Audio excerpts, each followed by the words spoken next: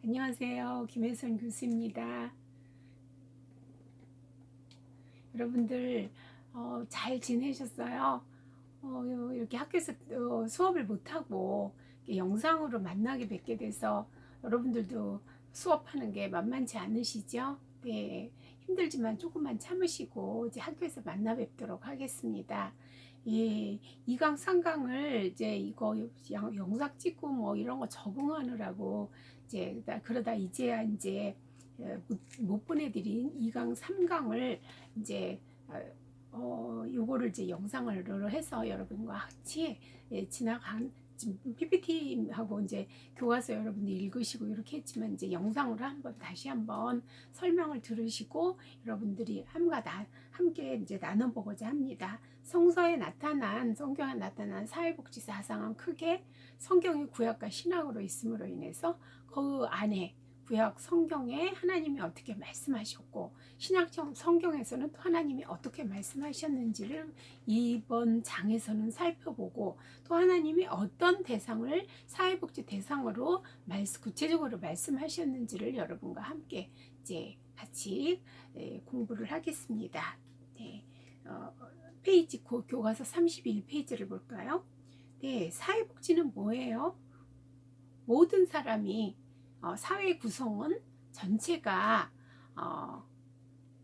인간 하나님의 형상과 모양을 닮은 존재로서 그 형상과 모양을 유지하고 살도록 원조해 주는 게 사회복지잖아요. 그런데 이제 그것을 하기 위해서 보장하기 위해서 인간다운 생활을 보장하기 위해서 국가와 사회의 공동체적인 국가와 지방자치단체 우리나라 지방자치에서 이제 여기에서 이제 공동으로 노력하는 가치 체계를 말하죠. 그래서 사회복지가 추구하는 인간의 존엄성 그리고 사랑을 통한 행복권을 보장하고 봉사를 통한 공동체를 이제 편안하고 행복한 공동체를 건설하고 그다음에 사회 통합, 사회 연대 이런 것 같은 기본적 가치는 구약 성경에서도 찾아볼 수가 있습니다. 그래서 성경이 그 가난한 자를 구하기 위해서 그 내용을 쓴 건 아니지만 하나님이 우리를 어떻게 부르시고 어떻게 내 자녀라고 구속사를 이제 쓴 게 구약이잖아요. 그리고 그 이후에 신약에서는 예수님이 오셔서 어떻게 또 이 땅에서 그 사역을 감당하시면서도 정말 만나는 사람들에서 나타나는 여러 가지 가난한 자와 과부와 병든 자와 고아와 그리고 장애인, 그 다음에 또 노예, 죄인, 이런 여러 종류의 인간의 세상에서 이렇게 소외되고, 억압받는 자, 여러 가지 이런 그런 사람들을 위해서 말씀도 선포하셨지만 그렇게 이제 병 고쳐주는 일을 굉장히 많이 하셨죠. 그래서 예수님께서 하신 그 사역을 말씀을 첫째 선포하셨고 두 번째는 지금 금방 그 말씀하신 대로 소외돼 있고 병들고 억압받고 이런 이제 나그네 된 자들을 그런 사람들을 고쳐주시고 위로하시고 이렇게 이제 하셨죠.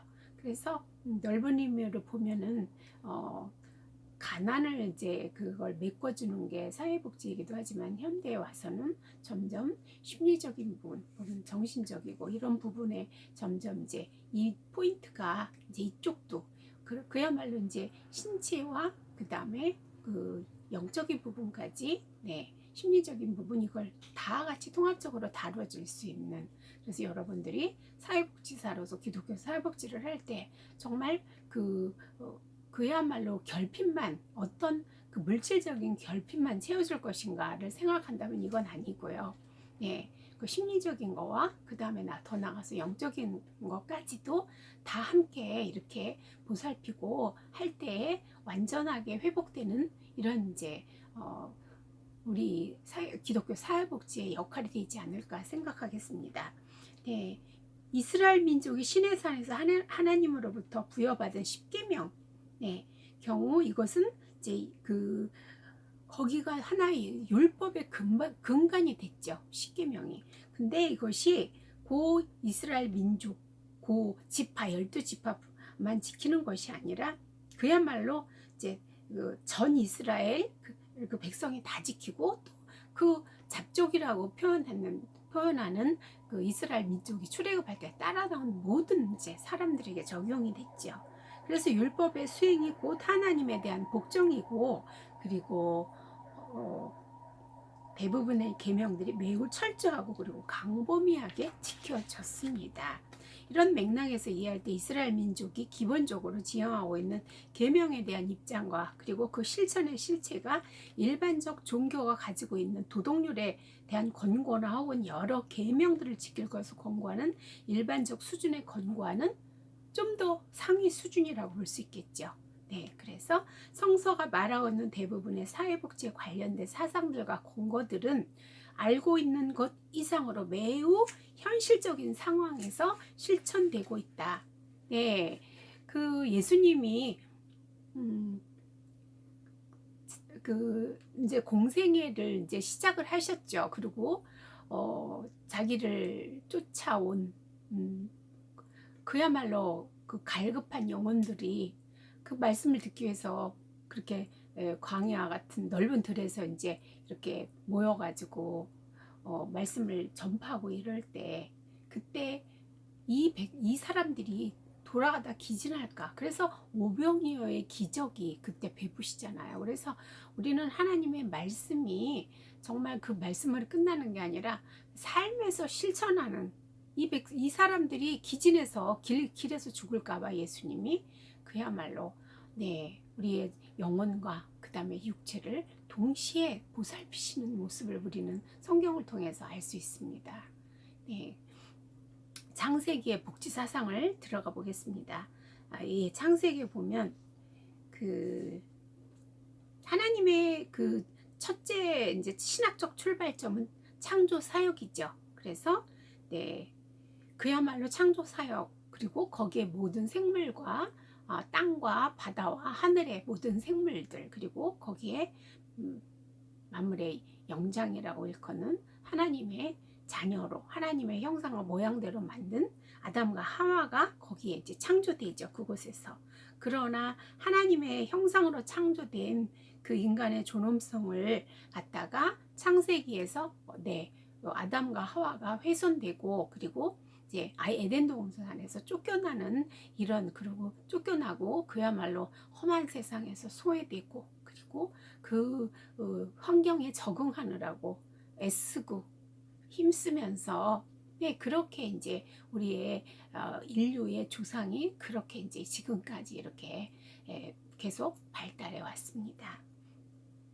하나님은 인간이 에덴 동산에서 부족함 없도록 살도록 하셨는데 그곳이 완벽한 공간이었지만 그래도 하나님께서 이제 어떤 경계선을 만들어 주셨죠. 그것이 바로 이 선악과는 먹지 말아라 이렇게 말씀하셨잖아요. 그렇지만 하나님의 명령에 불순종한 대가로서 땅이 저주를 받고 그리고 우리는 종신토록 수고하여야지만 땅의 소산을 먹을 수 있는 이런 이제 존재가 됐지요. 여호와께서 사람의 죄악이 성경 창세기 6장 5절부터 7절 보면 사람의 죄악이 세상의 관영함과 그 마음의 모든 계획이 항상 악할 뿐임을 보시고 땅 위에 사람 지으셨음을 한탄하사 마음에 근심하시고 가라사대 나의 창조한 사람을 내가 지면에서 쓸어버리리라 생각을 하셨죠.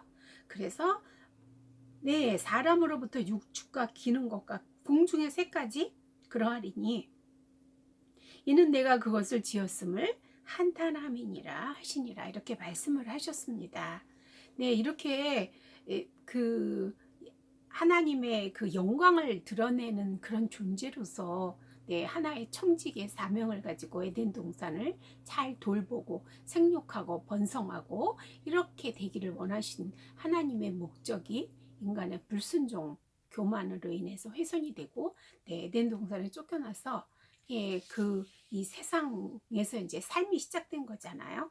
그리고 하나님과 단절된 이렇게 이제 예, 상태로다가 우리의 인류가 그 한쪽 계보로는 영적인 계보와 한쪽 계보로는 육적인 계보.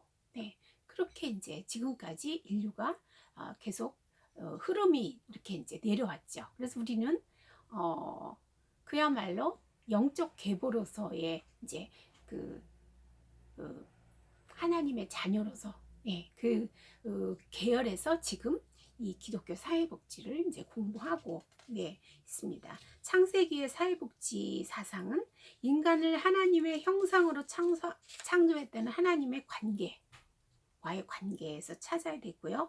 그 기독교 사회복지가 단순한 자선의 차원이 아니라 바로 하나님의 형상과 모양을 회복하는 구원론적인 신앙의 의미를 포함하고 있다고 이렇게 이해를 하시고, 현재 이것이 기독교의 하나님의 형상을 회복하는 이것이 기독교 사회복지에서는 하나의 이제 인본주의 심리학의 그 발달, 그래서 여러 가지 기독교 사회복지가 발달한 우리가 배워야 될 여러 가지 이제 과목들이 있고, 하지만 근본적인 사상은 창세기 1장 26, 27절에 말씀하신 거기에 이제 근거해서 우리 인본주의의 이제 사상이 같이 플러스된 그런 이제 사회복지를 현재 이렇게 실천하고 앞으로 그렇게 해 나갈 여러분들이 되시길 바랍니다.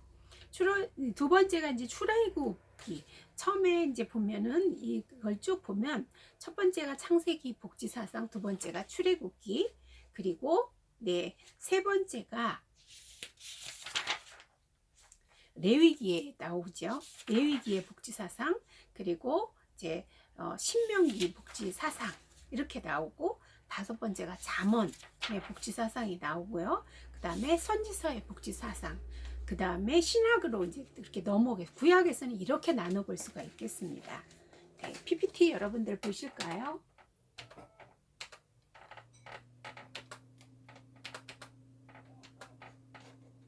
PPT를 보시면서 여러분들이 이제 같이 큰 줄기를 한번 이제 살펴보시고, 지금 컴퓨터가 꺼져 이제 나왔습니다. PPT 1장을 한번 보실까요? 창세기 1장 1절에 보면 하나님이 이제 창조 사역에 거기 나오면서 태초에 하나님이 천지를 창조하시니라. 오늘은 성경과 교과서 PPT를 같이 보겠습니다. 땅이 혼돈하고 공허하며 흑암의 깊음 위에 있고 하나님의 영은 수면 위에 운행하시니라. 이 말씀에 이제 근거해서 제가 PPT를 물 위에 떠 있는 그 하나님의 창조된 지구, 하나님 창조하신 지구, 그 다음에 하나님의 이제 이미지를 이렇게 넣어봤습니다. 그리고 그 다음에 이제 하나님이 그 복음서 여러 그 구약서에서 이제 말씀하신 지금까지 그 근간이 되는데, 거의 이제 모세의 율법을 근간으로 이제 율법이 10계명이 생겨났잖아요. 그렇듯이 여기에 이제 서부터 창세기하고 출애굽기, PPT 이게 어디에 있냐면 26, 27에 있습니다. 창세기, 출애굽기, 레위기, 그리고 신명기, 잠언, 선지서, 이렇게 이제 구약성서에 구체적으로 사회복지에 대한 것을 하나님이 이제 언급을 하셨습니다. 다시 PPT 앞으로 가볼게요.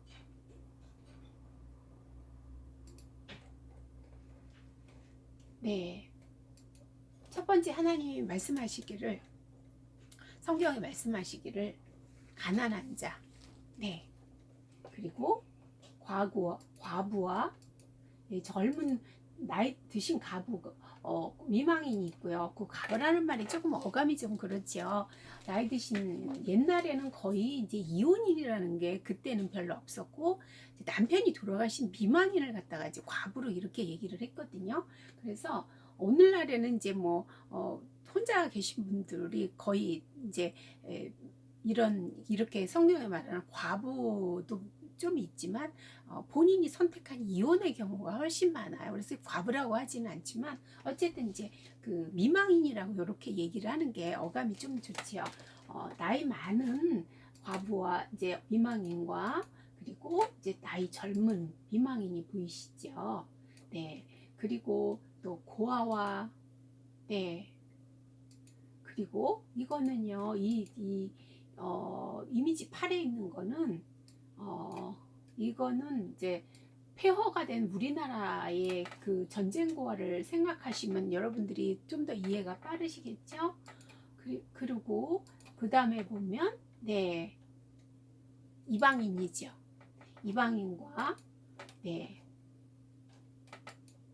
네 나그네 이스라엘 민족이 이미지 11에 보면 12에 보면 히브리인들이 네, 애굽으로 들어가서 그 다음에 이제 그 요셉을 알지 못하는 왕이 그 다음 이제 바로들이 나오면서 히브리 민족이 왕성하게 이제 생육하고 번성하니까 위협감을 느끼고 노예를 만들어 버리잖아요. 그래서 노예와 그리고 장애인, 네, 장애인과 그 다음에 죄인, 네, 네 여기 죄인 나오죠. 뽕나무 위에 올라간 삭개오가 나오죠. 그 다음에 병든 자 대상이 네 그리고 그 다음에 보면 네 쭉 이렇게 이제 소외되고 가난한 노인 그 다음에 그야말로 돌봄을 받지 못하는 아동 노인 사회적 약자죠. 네 그리고 현재는 이제 다문화 가정 아이들이 우리나라에 많이 있잖아요. 다문화 가정, 그 피부색이 다르고 이런 사람들. 네. 그러나 우리는 네, 이 사회가 어느 한 곳도 네, 어떤 나중에 사회 문제가 되지 않도록 예, 그렇게 이제 다 손에 손을 잡고 연대감을 가지고 통합돼야 되는 이런 게 이제 그러기 위해서 우리가 사회복지를 하지요. 예. 닉 부이치치가 뭐라 그랬냐면 자신과 연결되어 있는 이들을 소중하게 여기고 그들의 중요성을 잠시라도 잊지 말라. 네. 나와 연결된 사람이 여러분들이 이제 어떤 사람이든 간에 네, 소중히 여기고 그들의 중요성을 잊어버리지 말라고 이렇게 얘기를 했죠. 그래서 참 나와 연계된 아주 가깝게 연결돼 있지는 않지만 그렇지만 네 우리는 정말 겹겹이 나와 연결된 사람들 속에서 살고 있잖아요. 네, 네 볼게요. 이게 이제 벌을 제가 이제 이미지로 넣었는데 사회 통합을 제가 상징하는 이미지를 벌을 넣습니다. 네, 누구나 다 이렇게 더 너무 소외되고 네, 버려지고 외롭고 네, 배고프고 그리고 아프고 그리고 슬프고 이런 사람들 다 우리가 함께 손에 손을 잡고 네, 도와주고 네, 그래서 이제 기독교 사회복지가 이렇게 큰 틀로 나누면 우리 교회 내에 있고 내 지역 사회 이렇게만 돌보는 네, 사회복지를 할 것인지 아니면 이제 그 이상의 이제 더 큰 바운더리를 넘어가서 국가의 이제 사회복지 그 제도와 같이 연계해서 이렇게 사회복지를 할 것인지에 대한 이런 게 이제 또 나눠지겠습니다. 네. 요거는 제가 이제 인간 발달 에릭슨이 8단계에서 10단계까지 넣어서 9단계로 여러분 이렇게 나눠 놨습니다. 네, 사회복지를 할 때 항상 각 발달기에 맞춤형 서비스를 제공하는 거 여러분들이 그거를 기억하시길 바라는 마음으로 넣습니다. 네, 구약 성경을 보이죠? 히브리 이제 언어로 되어 있는 네, 여러분들 헬라어 히브리어 헬라어 배우기 힘드셨죠? 네, 구약 성서의 사회복지는 모든 사람이 큰 근간이 그렇습니다. 하나님의 형상과 모양을 가지고 만들어진 존재로서 인간다운 생활을 보장하기 위한 국가와 사회의 노력, 가치체계, 사상이라고 이렇게 볼 수 있습니다. 근데 이때는 구약 성서 때는 사실 그 하나의 12지파 히브리 민족이었죠. 근데 현대적인 의미로 이렇게 이야기를 제가 드렸습니다. 구약 성서의 사회복지는 이렇게 여기까지가 이제 그래서 그 출애굽기를 한번 볼까요? 출애굽기의 두 번째 이제 보면 구체적으로 나와 있어요. 밑에를 볼까요? 모세는 하나님의 명령을 받들어 옛날을 기억하면서 가난한 자, 이방인, 그 다음에 나그네, 과부, 고아를 압제하지 말라고 명령했다. 네, 출애굽기 22장 21절부터 25절 말씀이죠. 네, 모세도 어때요? 물에서 건져낸 자죠. 그리고 장성했을 때 어땠어요? 히브리 민족이 압박받는 걸 보고 젊은 청년 때니까 흥분해서 이제 그 히브리 사람을 이제 때려서 죽이고 그리고는 이제 미디안 강야로 도망을 가잖아요. 나그네가 된 거죠. 네. 가난한 자를 위한 복지가 이제 나오죠. 그래서 출애굽기 보면 내가 만일 너와 함께한 나의 백성 중 가난한 자에게 돈을 꾸이거든 너는 그에게 체주같이 하지 말며 별일을 받지 말 것이며 내가 만일 이웃의 옷을 전당 잡거든 해가 지기 전에 그에게 돌려보내라. 그 몸을 가릴 것이 이뿐이야. 이 옷뿐이라고. 그는 그 살에 오신즉 그가 무엇을 입고 자겠느냐. 그가 내게 부르짖으면 내가 들으리니 나는 자비한 자임이니라. 이렇게 말씀하셨습니다. 그 옷이 이제 겉옷을 의미한다고 합니다. 그리고 이제 두 번째 이방 나그네를 위한 복지를 보면요. 나그네를 압제하지 말며 그들을 학대하지 말라. 너희도 애굽 땅에서 나그네로 살았음을 기억하게 하지요. 네. 이게 출애굽기 22장 22절 말씀입니다. 또 출애굽 23장 9절에 너는 이방 나그네를 압제하지 말라. 너희가 애굽 땅에서 나그네 되었은즉 나그네의 정경을 아느니라. 네, 나그네로 살았을 때 어떻게 살았는지 노예로 살다가 출애굽 할 때 그거를 기억하게 한 거죠. 세 번째 과부와 고아를 위한 복지를 볼까요? 당시에 이스라엘에서는 어린아이와 여성은 인구에 포함되지도 않고 또 인간으로 제대로 대접도 받지 못했죠. 네, 고아와 미망인 역시 마찬가지였죠. 네. 그러다 보니까 이제 너는 과부나 고아를 해롭게 하지 말라. 내가 만일 그들을 해롭게 함으로 그들이 내게 부르짖으면 내가 반드시 그 부르짖음을 들을지라. 나의 노가 맹렬함으로 내가 칼로 너희를 죽이리니 너희 안에는 네가 그들을 압제할 때 내가 어떤 북방민족이나 이방민족을 통해서 너희를 칼로 죽여서 네 아내가 또 과부가 되게 만들겠다. 이렇게 너희 자녀가 고아가 되게 만들겠다. 이렇게 무섭게 말씀을 하셨어요. 출애굽기 22장 22절부터 24절 말씀입니다. 네, 그래서 다 같이 존귀한 하나님의 형상과 모양을 닮은 이들에게 정신적, 경제적으로 어려움을 당하고 있는 사람들에게 사회적 약자잖아요. 그러다 보니까 하나님께서 사랑하시는 대상으로 기억하고 기독교 공동체에서 이들을 이제 돌봐주어야 된다고 이렇게 말씀하시면서 하나님께서 과부와 고아의 보호자임을 말씀하시고 계시죠. 그 다음에 내가 이제 노예를 위한 복지입니다. 내가 히브리 종을 사면 그가 6년 동안 섬길 것이요 제7년에는 값없이 나가 자유할 것이며 7년에 이제 해방시켜 줄 것을 얘기하고 그가 단신으로 왔으면 단신으로 나갈 것이요 장가 들었으면 그 아내도 그와 함께 나가려니와 상전이 그에게 아내를 주므로 그 아내가 아들 딸을 낳았으면 그 아들 딸을 아내와 자식들은 상전에게 속할 것이요 그는 단신으로 나갈 것이로되 또 이렇게 말씀하셨고요. 그리고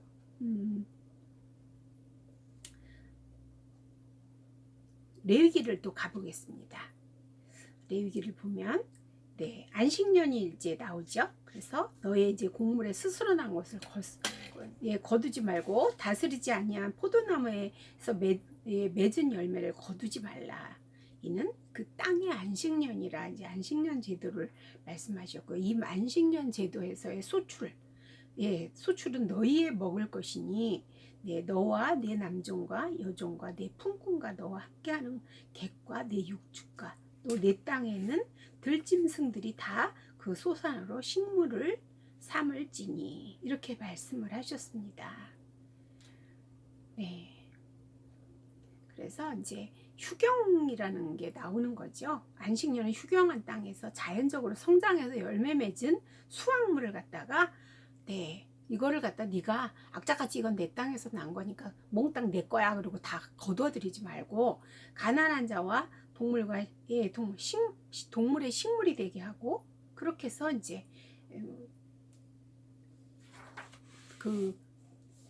그것을 통해서 이제 동물까지도 이제 거두게 하시는 거죠.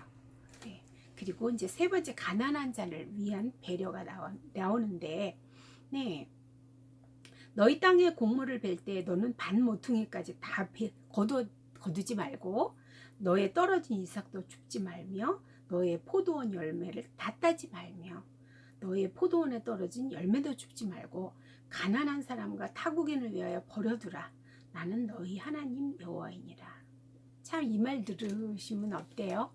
이거는요, 농사를 지어서 이제 이걸 타작을 한다든지 곡물을 벨 때 이제 예를 들어서 우리나라도 논농사를 지어가지고 가을에 벼를 이제 베잖아요. 그러면 모퉁이를 몽땅 싹 이렇게 베지 말고 좀 남겨놓으라고 이렇게 얘기를 하시는 거죠. 그리고 또 이제 그 벼를 베면은 벼단을 묶어서 타작을 하기 위해서 이제 자기 집 앞마당으로 이 벼단을 다 끌어들이거든요. 그러다 보면 벼 이삭들이 떨어지게 돼 있어요. 그런데 이 벼 이삭도 줍지 말라고 말씀하셨어요. 왜? 또 포도원 열매도 다 따지 말고 그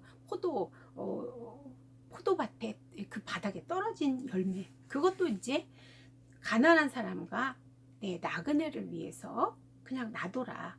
혹시 배가 고파서 너희 밭에 들어갔을 때 그거라도 먹고 기운 차리게 하라는 말씀인 거죠. 이렇게 말씀하셨어요. 제가 이제 어릴 때 이제 초등학교 2학년까지 시골에서 자랐거든요. 그러면 이제 지금도 기억나는 게, 논에 사시는 정말 벼이삭이 많이 떨어져 있어요. 그러면 정말 그거는 주워가도 아무도 누가 뭐라고 하지 않는 거거든요.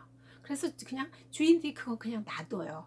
그러면 이제 쌀이 없는 사람들, 이런 사람들 그 벼이삭을 주워다가 이제 밥을 해 먹고, 그리고 저 개인적인 경험은 이제 엄마가 이제 벼이삭을 저더러 엄마 그거 제가 어릴 때요, 운동화가 까만 이제 운동화가 있었어요. 근데 그게 신고 싶은 거예요. 그래가지고 엄마 나도 운동화 사줘 그랬더니 엄마가 하시는 말씀이 벼이삭을 주워와라, 이렇게 얘기를 하시는 거예요. 그래가지고 학교 갈 때 줍고 올 때 줍고 논에서 벼이삭을 주워왔어요. 근데 뭐 애가 주워왔으니 얼마나 되겠어요. 그래가지고 이제 벼이삭을 주워왔는데 뭐 얼마나 주워 오다가 마른 것 같아요. 엄마가 안 사준 거 보니까. 제가 봐도 바가지에 얼마 조금 있는 걸 봤습니다. 그래서 그 엄마가 그때 이제 벼이삭을 주워 오라고 했는데 많이 주워 오질 않아서 내가 끝까지 주장하지도 못했고 엄마도 안 사주고, 그래가지고 지금도 기억을 하고 있습니다. 근데 이렇게 이제 그 이삭 이야기가 여기 이제 성경에 나오니까 제가 이제 벼이삭 생각이 나가지고 그 얘기를 하게 되네요. 또 4번으로 가겠습니다. 신명기 이제 복지 사상을 볼까요? 신명기에는 너희 하나님 여호와는 신 가운데 신이시며 주 가운데 주시여 크고 능하시며 두려우신 하나님이시라. 사람을 외모로 보지 아니하시며 뇌물을 받지 아니하시고 고아와 과부를 위하여 정의를 행하시며 나그네를 사랑하며 그에게 떡과 옷을 주시나니 너희는 나그네를 사랑하라. 전에 너희도 애굽 땅에서 나그네 되었습니다. 이렇게 그 애굽 땅에서 종살이 할 때 나그네 취급을 주인 우린 너희들은 우리나라에서 오랫동안 살았으니까 이 백성이야 이렇게 그 바로가 인정한 것이 아니라 너희들은 다른 민족이니까 우리 민족이 아니니까 너희는 나그네야. 그러니까 너희가 너무 인구가 강성해지면 잘못하다가 우리 불러온 돌이 박힌 돌을 빼겠네 이런 이제 위협감을 느껴서 이제 많은 압제를 받았잖아요. 근데 이거를 생각하시면서 네 하나님은 여기에 벌써 사람을 외모를 보지 아니하시며 뇌물을 받지 아니하시고 네 고아와 과부를 위해서 정의를 행하시며 네, 나그네를 사랑하신다고 이렇게 말씀하셨습니다. 하나님이 이렇게 말씀하시는 이유가 있죠. 내가 그들을 사랑하고 내가 그들에게 행할 것을 내가 이렇게 마음을 그 대상에게 네 정말 초라하고 못 먹고 배고파서 옛날 제가 어릴 때 정말 바가지 들고 얻으러오는 사람들이 정말 많았어요. 헐벗고 굶주리고 그래가지고 문 앞에서 한 푼 밥 주세요, 한 푼 쌀 주세요 이렇게 이제 구걸을 하는 사람들이 정말 많았거든요. 네. 그런데 하나님이 그들을 사랑한다고 말씀하셨어요. 그건 뭐예요? 너희들은 내가 그렇게 생각하니까 너희들도 그들을 사랑하라고 그리고 보살피라고 이렇게 말씀하신 거죠. 네, 여기에서 이제 가난한 자를 위한 11조가 나옵니다. 성서의 11조는 통상적으로 자신의 수입에서 10분의 1을 하나님께 드리는 걸 말하고 우리가 지금까지 그렇게 배워왔습니다. 당시의 11조는 종교적인 목적과 정치적인 목적으로 바쳐졌는데 그 종교적 목적의 11조는 성전 일에 네, 레위 족속은 자기의 땅을 분배받지 않았습니다. 그리고 대신 성전에서 일하면 네, 이제 성전에서 봉사하는 그걸 통해서 이제 가지고 오는 헌금을 통해서 이 사람들이 이제 삶을 꾸려나갔잖아요. 예, 그렇듯이 이렇게 이제 받쳐졌는데 또 하나가 뭐냐면 11조는 그렇게 쓰여지는 것 외에 네, 나그네와 고아 그 다음에 미망인들의 것임을 말씀하셨습니다.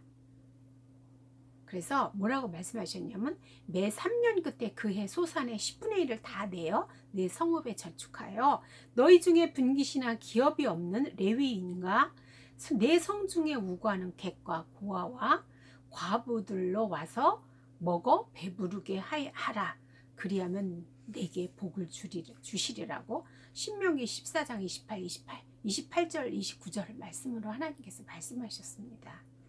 이는 근본적으로 가난한 자의 생존권에 대한 것을 갖다가 하나님이 성경에